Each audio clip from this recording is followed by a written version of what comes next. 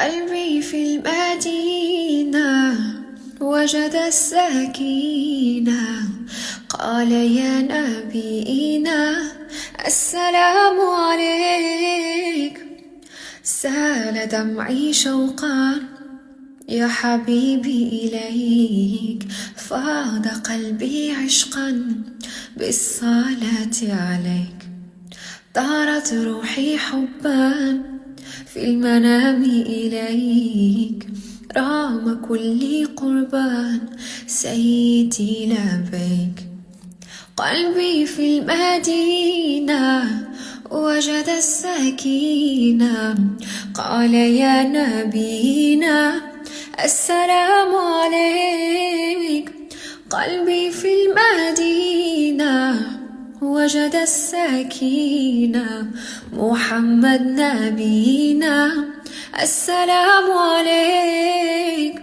صلوات الله وسلامه عليك يا رسول الله، صلوات الله وسلامه عليك يا حبيب الله رسول الله.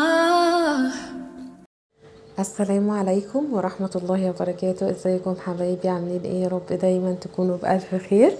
النهاردة فيديو جديد، اتمنى ان هو يعجبكم وتاخدوا منه افكار. بس لو اول مرة بتشوفيني، انا اسمي اسماء. من فضلك ما تنسيش تحطيلي لايك للفيديو وتشتركي في القناة وتفعلي الجرس على الكل عشان يوصلك كل الفيديوهات. ويلا بينا بسم الله نبدأ الفيديو النهاردة هيعجب الناس اللي عاملة دايت، عشان هعمل لكم كده افكار حلوة قوي لفطار الدايت. والفكرة دي حلوة جدا جدا. جبت البيض وقطعت الخضار زي ما انتوا شفتوا كده، فلفل الوان وبصل، وحطيت كمان جبنة قريش، والخليط ده كله على بعضه، ونحط عليه ملح ورشة فلفل كده، ومن على الوش حطيت شوية موتزاريلا، وحبيت كده اضيف لمسة كده حلوة، فحطيت زعتر، بس زعتر اخضر مش زعتر المحوج او اللي هو اللي بيبقى بالسمسم ده، لا هو الزعتر الاخضر الناشف العادي اللي احنا بنحطه على البيتزا. بس كده. وطبعا كل الكلام ده في رغيف عيش بلدي، ممكن تستخدموا تورتيه وممكن تستغنوا عنه خالص وتحطوه في حاجة غير لاصقة وتدخلوه الفرن. مش بياخد وقت خالص، بيستوي بسرعة جدا جدا. ممكن تسيبوه تحت الشواية شوية، وبعد كده بتطلعوه بيكون جاهز. هوريكم شكله بعد ما يطلع من الفرن.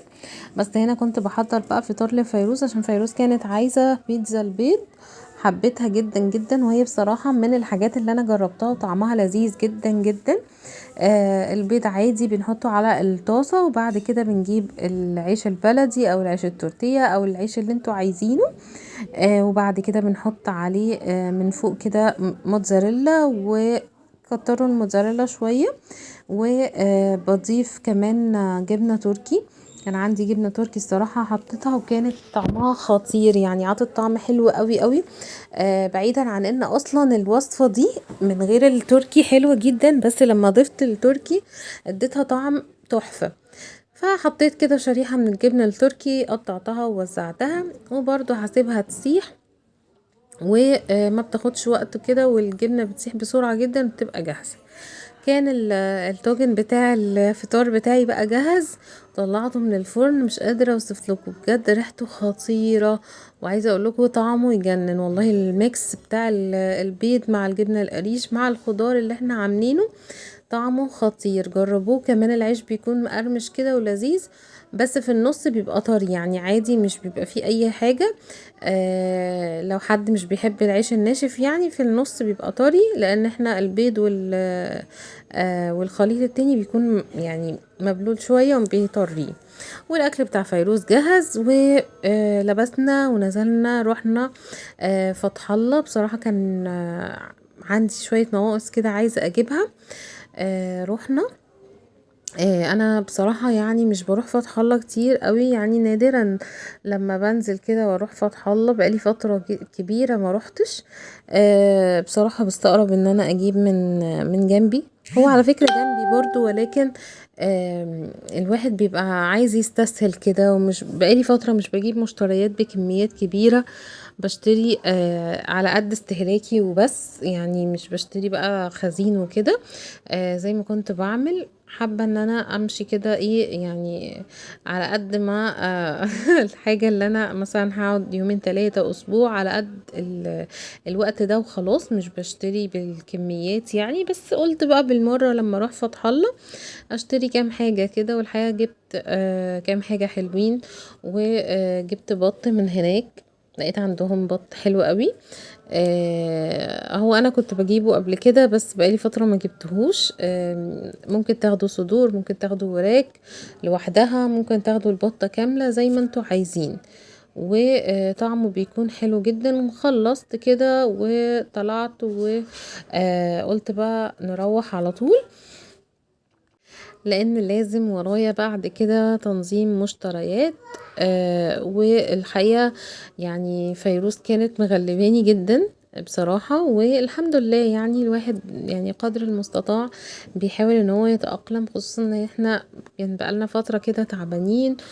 وخلصنا الحمد لله وروحنا على طول. ودخلت بقى على تنظيم الحاجات اللي انا جبتها. تعالوا بقى اوريكم جبنا ايه. اول حاجة انا جبت كرتونة بيض. بصراحة البيض يعني لا غنى عنه.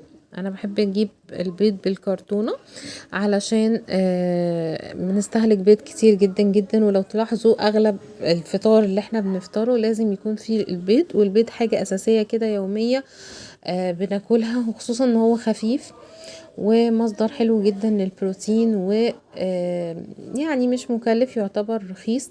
ف الواحد لازم بياكله يعني اساسي كل يوم، وخصوصا ان هو مفيد جدا جدا للاطفال. خلي بالكم يا جماعة، كل الدكاترة بتنصح ان الاطفال ياكلوا يوميا البيض.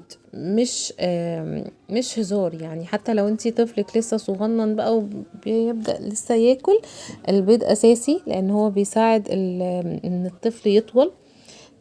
في بروتين، وفي كمان فيتامينات، ومهم جدا الصفار، ومهم جدا البياض. الصفار فيه نسبة بروتين اعلى، والفيتامينات اللي كمان موجودة فيه.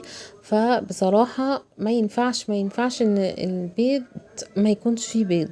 تمام، سواء للكبار سواء للاطفال. وحاولوا لو انتوا مثلا بتعملوا دايت، حاولوا قدر المستطاع تخلوا مثلا الفطار يكون كمية كويسة من البيض، يعني مثلا 3 بيضات على الفطار لو انتوا عايزين تخسوا يعني، وتخسوا بشكل صحي ويكون اسرع.